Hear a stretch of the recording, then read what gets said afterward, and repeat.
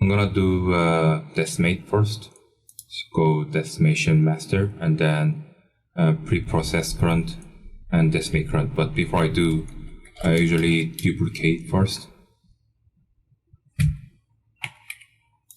So duplicate and then working on the duplicate model because it's gonna change the, well, there's no topology for this model just yet because it's all just Dynamesh, but I still wanna keep it as Dynamesh as the original state and then decimate with other mesh, so I can keep both mesh just in case. So go G plugin and then pre-process current. But depends on the density, it's gonna take some time. So it should be fairly quick in this case. So always have to go pre-process and then decimate. So 2 steps for the decimate. And the result will be, you can actually set the percentage. It depends on the number of polygon that you wanna have. So currently I have 1.5 million, and then 20% of decimation will be happening. So if I click decimate current, it will be 300,000. So it's basically 20%. It's a lot less, and then I can retain all the details. So, well, it's not, well, something that you can use it for production mesh, of course. But I kind of use it quite often for personal project. So I will export this mesh and then I will name it decimate head. Then I will copy the file path. I'm gonna actually go desktop and then just save desktop. Okay, then I also export eyeball.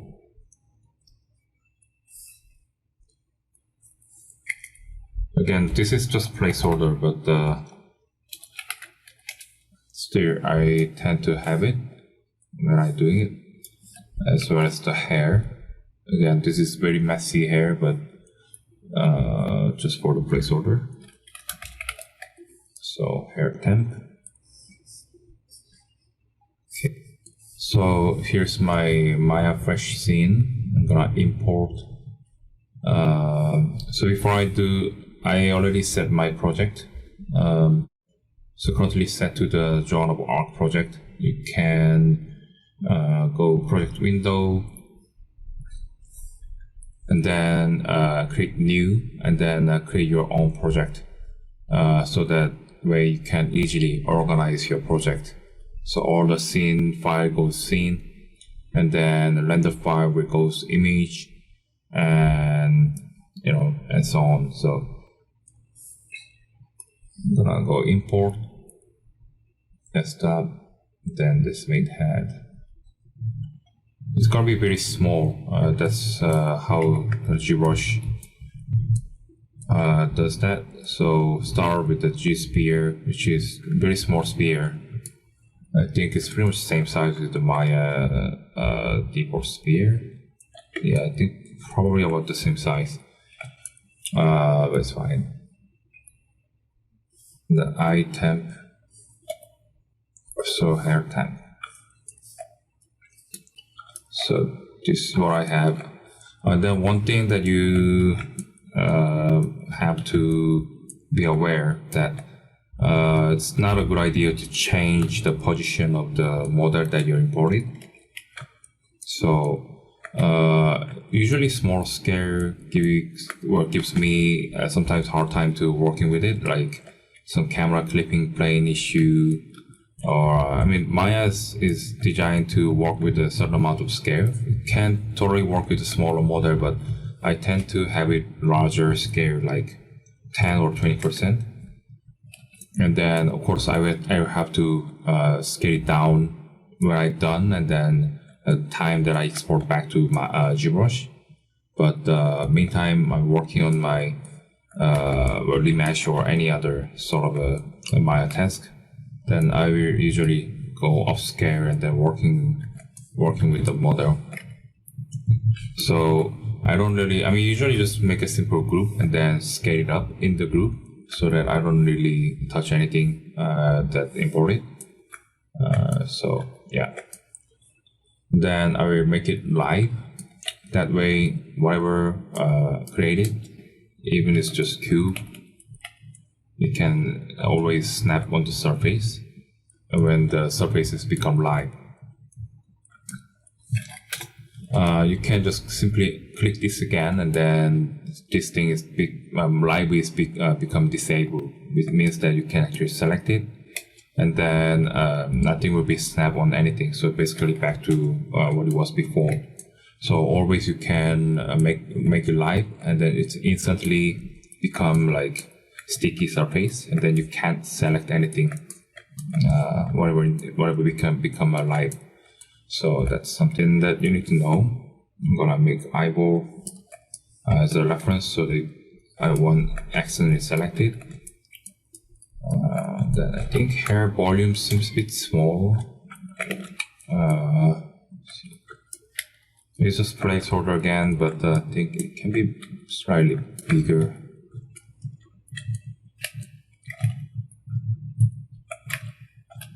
Now, even though it's live, but if you move with the one of the axes, like X, Y, Z, then you can still move without like snapping.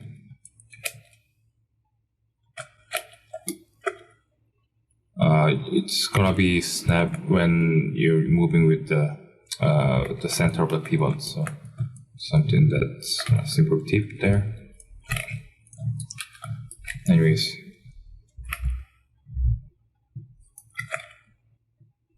So I'm gonna hide them. Then I will use a Quadro tool for remesh. So under mesh tool and Quadro. So select this tool, and then the pointer become like crosshair. And then from this point, if you go to tool settings, this is the basic settings. It's nothing fancy really. If you need hotkey for the shortcuts, it's all here by default. So you can always check what's there. But I'll explain one by one. And then basically this is symmetrical model. So I will only work on the half, and then it's gonna be mirrored over to the other half. So I'm not gonna work on both sides. I can turn the symmetry on, and then it's gonna be Maya will allows me to working on the both side, but sometimes it can be buggy. So I usually just work on half side only. Okay, so before I start, we'll explain some of the Quadro tool. So basically, if you hit, just click it, then you can drop these green dots. This will basically become a vortex. So you can just create as many as you want. And then if you hold shift, you will have at least have 4 dots, because that's basically one quad poly surface. And then if you hold shift, then it's gonna show you some sort of preview of the poly face. So it depends on your mouse position. It's gonna try to draw whatever closest 4 points. So it can be 1, and then 2, 3, and 4. So that's how you create a poly face by using Quadro tool. You can adjust the vortex even you have to drop the vortices on the model, or anytime you want. You can also adjust edges or the poly face as well, so you can still have a full control the vortex, edge, or face all at the same time. Okay, so that's the very basic tool. So drop the dots and then hold shift to create a poly face.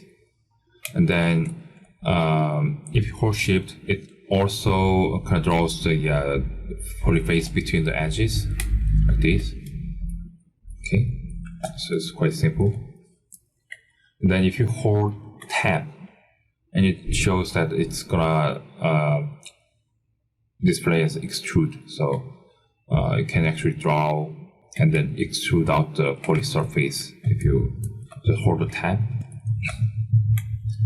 and then hold tab, and then hold middle key, we actually extrude out the whole edge loop.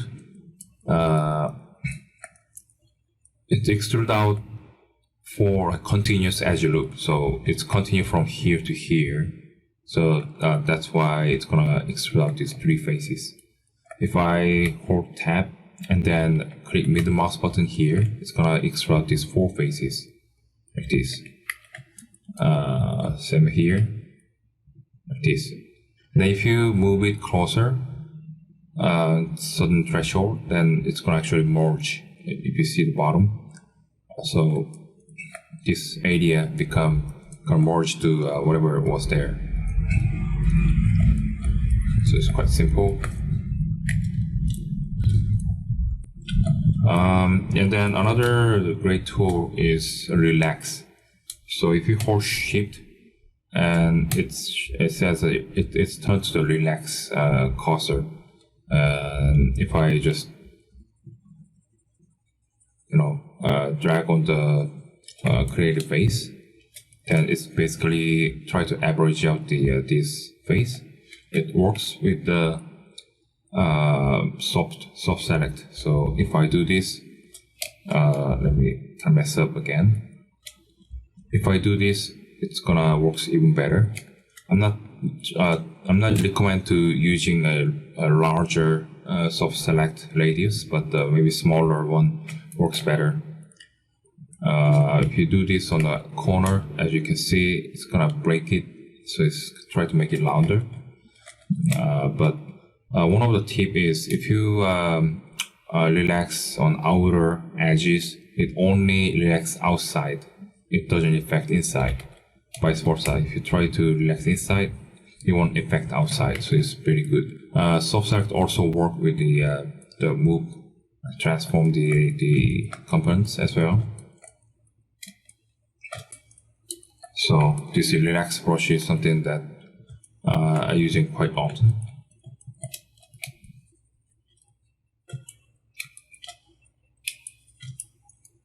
Okay, so that is a basic tool, and that's probably, I guess, just good enough. I mean, it looks like only a few features, but then it's super powerful. You can pretty much do anything regarding remeshing. So here is some Google photo image reference, Google with the face topology, and you can see thousands of reference there. So there's a few famous ones. Well, this one is a bit old, but it still hold up quite nicely, as there is this one. So there's a few nice ones. Some of them are, well, it's not super ideal, but if you look closer, they're all talking about the same subject. So it's all color coded. Means I'm gonna bring up one of the reference, maybe this one, or maybe this one. It's simple, so let's go with this.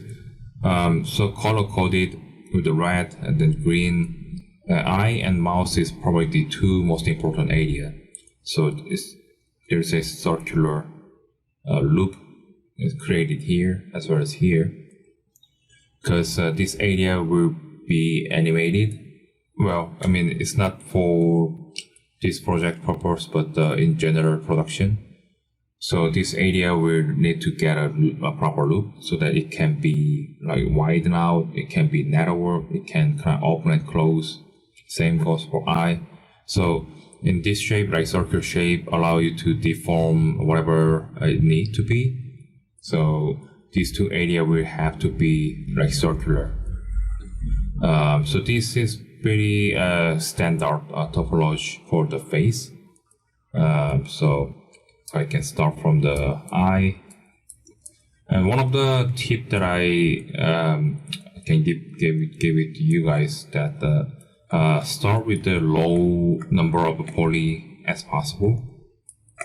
So there's enough detail. If it's old figure, then you probably have more details around eyes or our mouth or face or any area.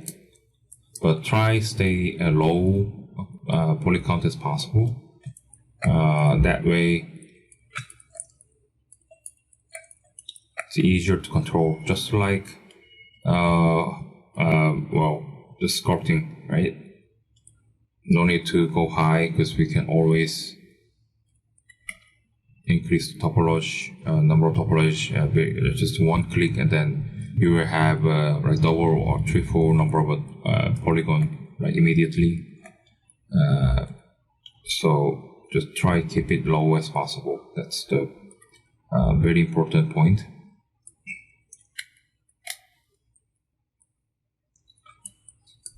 So draw this eye first. It can go even lower than this, but let's see. And then try make it even number between the upper eyelid and then lower eyelid. That's another tip. Usually it's better for the linking so that they can kind of touch when it's close, right? When eye get closer, or even like close eye can have a touch each other, and then they can be clean, like nice and clean topology. So that's one of the tips as well. So eye loop is here, and then I can even extend it further out. So the most important area is these key lines, this one and this one, because they are the center lines.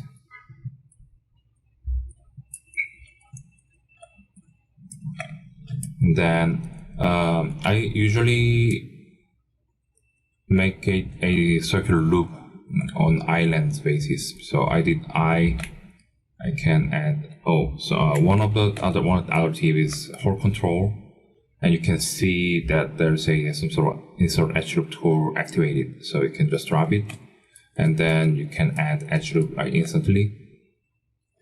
Well, obviously this good thing is we have live turned on, so it automatically stick onto the surface. So it's good. As you can see, it's easy to increase the resolution. If we draw inside loop and then try to extend it out, it takes longer time, right? But then if I just make it wider and then just drop the line in, then you can just pretty quick. It's simply click. It works a bit different on the inside, but I will manually extend to the inside later. So next up is mouse. Okay, same idea.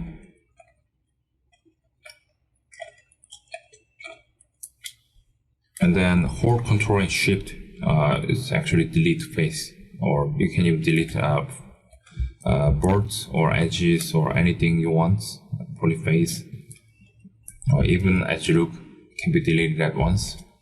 So hold Control and Shift. Control Shift and R and B switches left mouse button.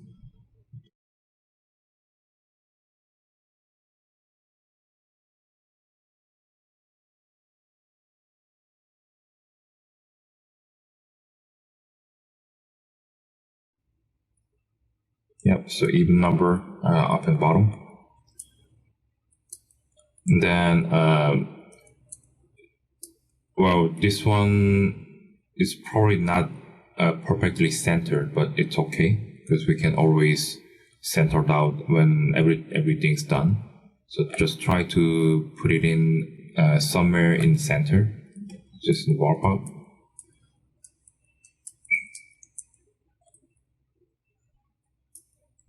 Then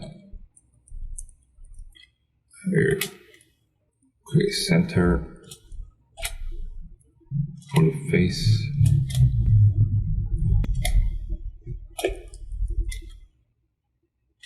Yeah, sometimes it's too tight and then it can be hard to control, but can get away with it.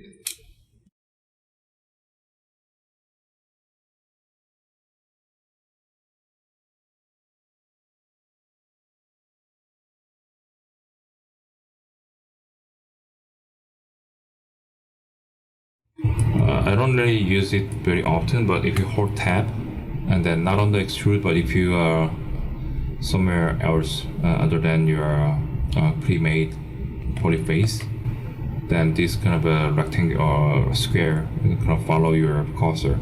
So you click it, you can actually draw a polyface, and then you can actually draw a strip of the polyface.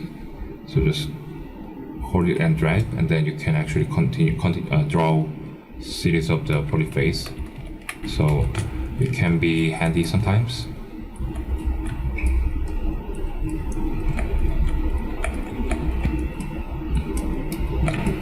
And then where you don't have to make perfect topology like all at once, we have to make a nice the topology by the time when we export back to ZBrush, but this is just the initial build-up, and there's this time that you can still fix and make it better topology.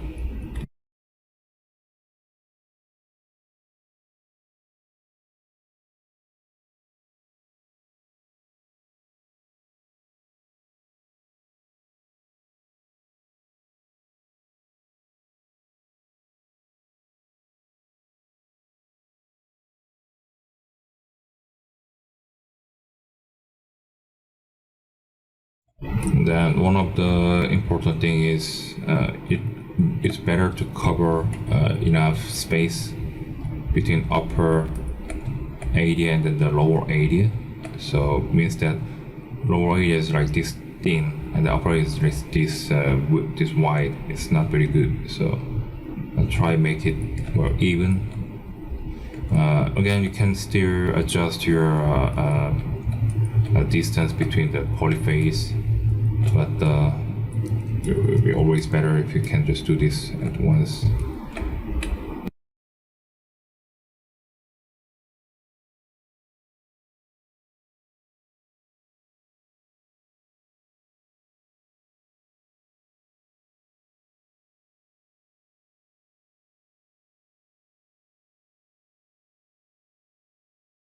Yeah, I just made some spider, almost made spider by accident.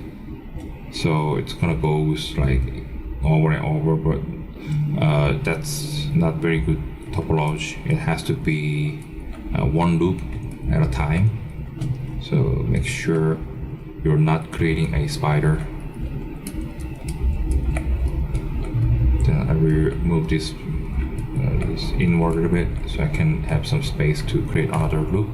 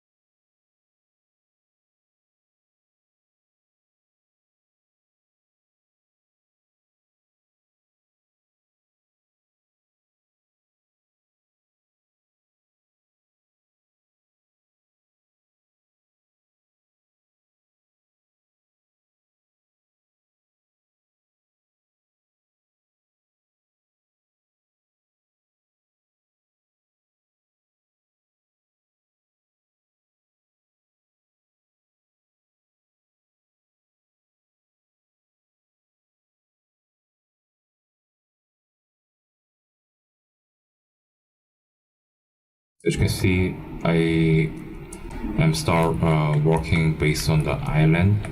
So one island on the eye, one for the mouse, and then working in between, so they can finally connect each other. I find that that's easier for me. It's basically personal preferences, but whatever works better and the faster. For me, that's much easier.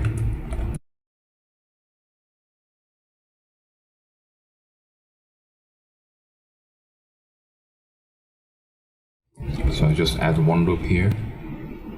Then I will have to add another loop on the corresponding area. And then this one becomes center of the eye. You see, so the center 1, 2, 3, 1, 2, 3, 1, 2, 3, 1, 2, 3. Yeah, so the center line here, and then 1, 2, 3 on the, there's 3 loop in between.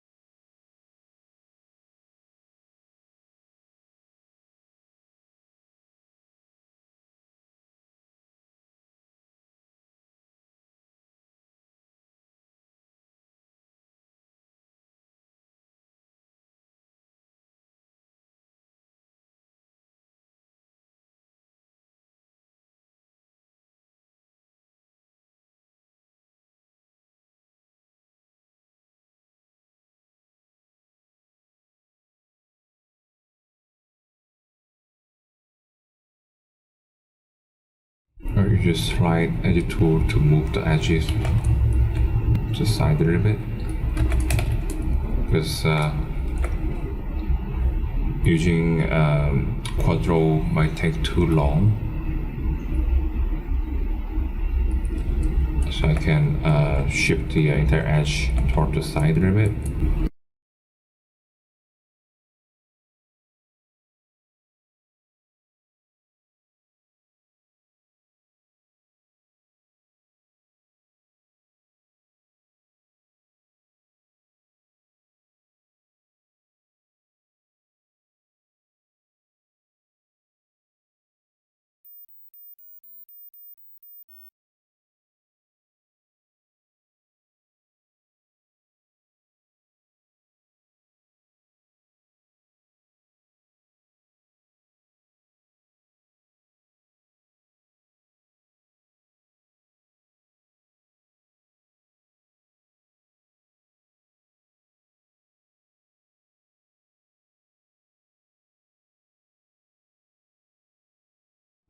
So as just like other area, just create some outer loop first. So it can be a separate island.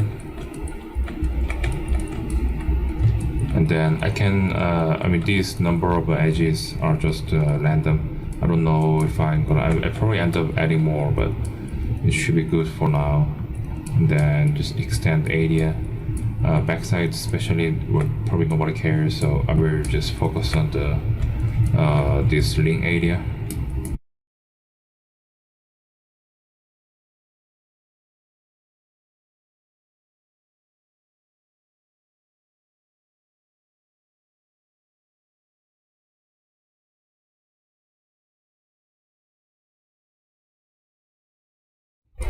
You can turn the auto wear off or make even lower threshold, then this sticking could get better. And then these are all, I mean, this will calculate all based on the view angle. So sometimes having a hard time to select something, then which means that it's most likely it's kind of outside of your view angle. Like it looks fine, but then actually, you know, it's kind of flipped to the other side. So it might be hard to select on these ports in some angle, just in case, for example. So if you are having hard time to select something, then try change your camera to other view, or even try delete and then drop another boards in some areas, like, or even this alias might, if in case it goes like inside like this, then you might also have hard time to select it. So just drop the boards that somewhere that more obvious, it's easier to select.